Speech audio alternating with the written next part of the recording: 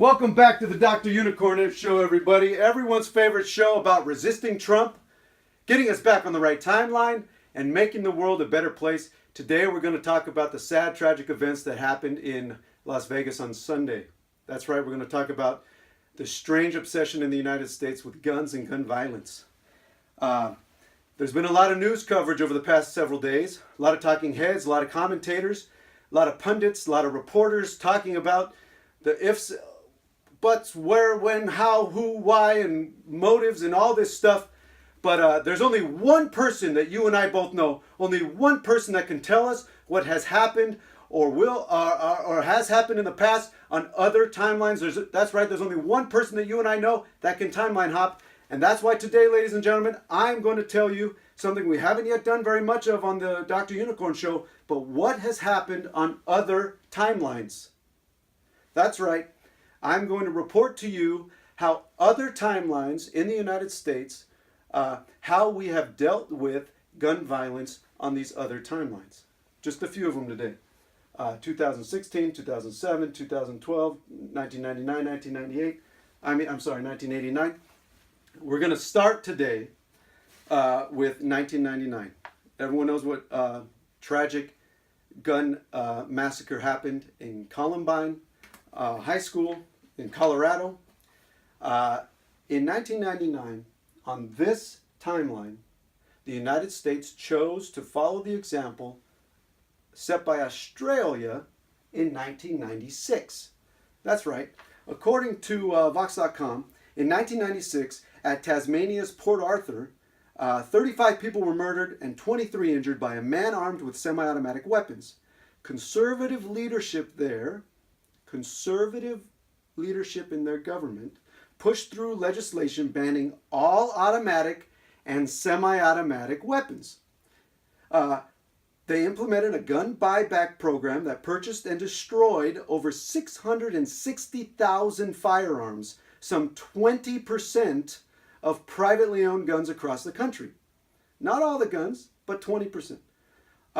Every state and territory was required to register guns, and all gun owners were required to store their guns, registered guns and ammunition in separate locked areas, right? 7 years after the bill went into effect, annual firearm-related homicide rates declined by 42%.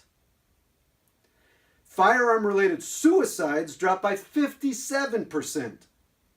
And during the 21 years from then till now, since Port Arthur, there hasn't been a single gun massacre in Australia.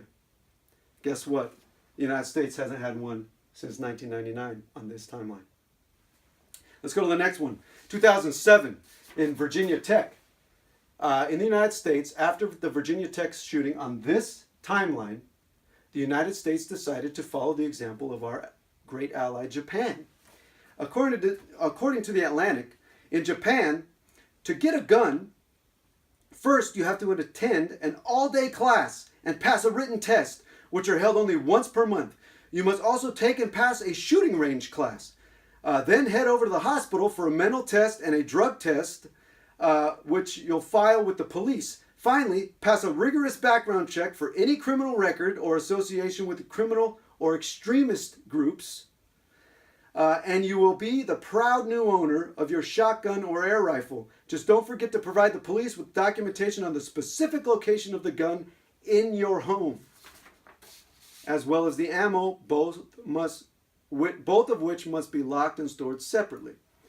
And remember to have the police inspect that gun once a year and retake the class and exam every 3 years. Very nice. 2012. On this timeline, after the Sandy Hook massacre, where 20 first graders were mowed down, the country was so moved by this tragedy that we repealed the Second Amendment. Now let's get to last year. Orlando nightclub shooting. On the timeline right above ours, this is ours, and on the timeline, well, as far as I have traveled so far, the one right above ours, in 2016, the United States did this. And I wrote these out because it was beautiful.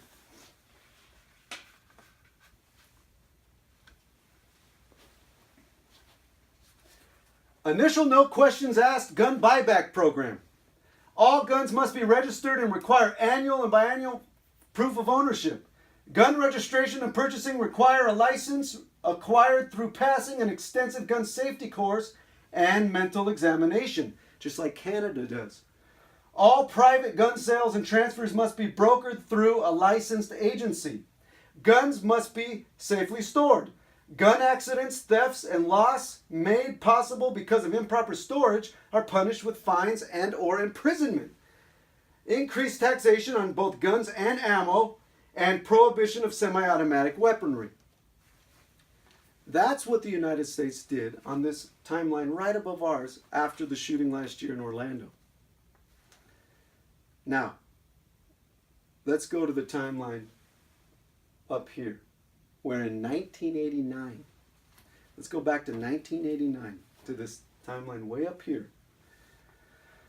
And let me tell you about a guy named William Ruger.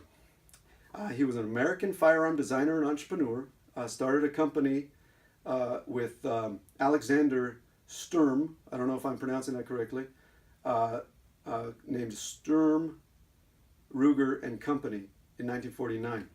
They went on to produce one of the widest variety of firearms of any manufacturer in the world.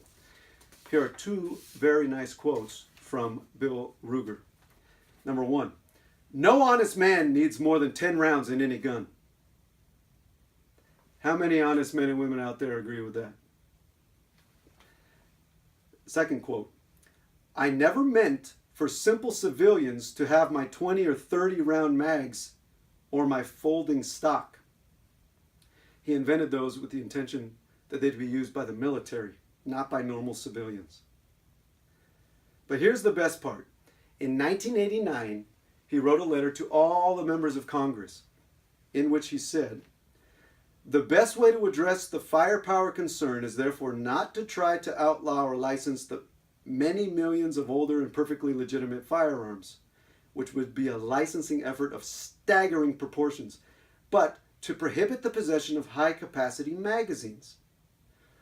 By a simple, complete, and unequivocal ban on large-capacity magazines, all the difficulty in defining assault rifles and semi-automatic rifles is eliminated. The large capacity magazine itself, separate or attached to the firearm, becomes the prohibited item.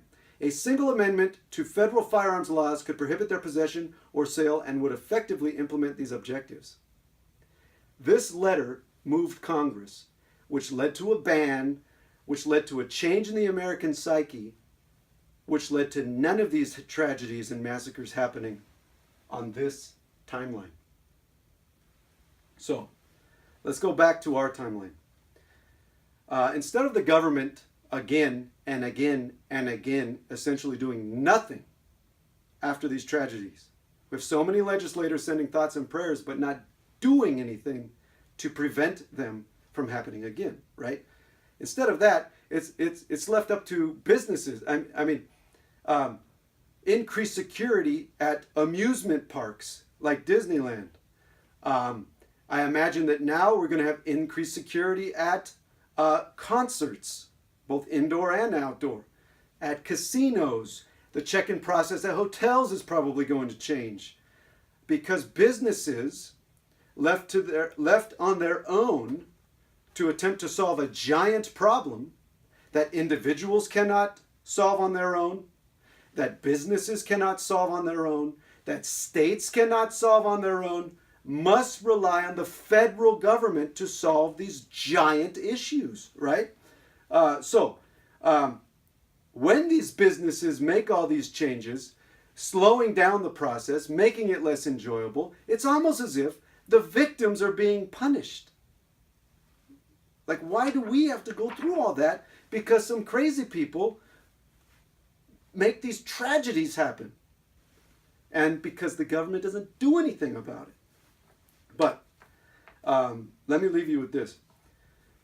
More people have died in gun incidents since 1968 than in all American wars combined. I refuse to pretend that that's okay. I refuse to pretend that that's normal. I refuse to pretend that that's something that we just have to deal with.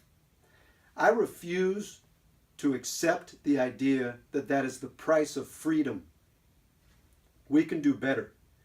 And as to leave you with a piece of good news, as of today, October 4th, 2017, according to Breitbart News, senior Republicans in the Senate have agreed that they are willing to consider legislation banning bump stocks. Now, what's a bump stock? A bump stock is what the shooter in Las Vegas used to essentially change his semi-automatic weapons into automatic weapons. This is a great baby step. This is something we could all come together on. Let us all come together and support our legislators as they support this ban of bump stocks. And then perhaps the next baby step we can take is this one, and then this one, and then all of these. And we can get moving in the right direction. Wubba lubba dub dub. Get woke, stay woke. The resistance is working. Keep it up. Thoughts, prayers, positive vibes, and action.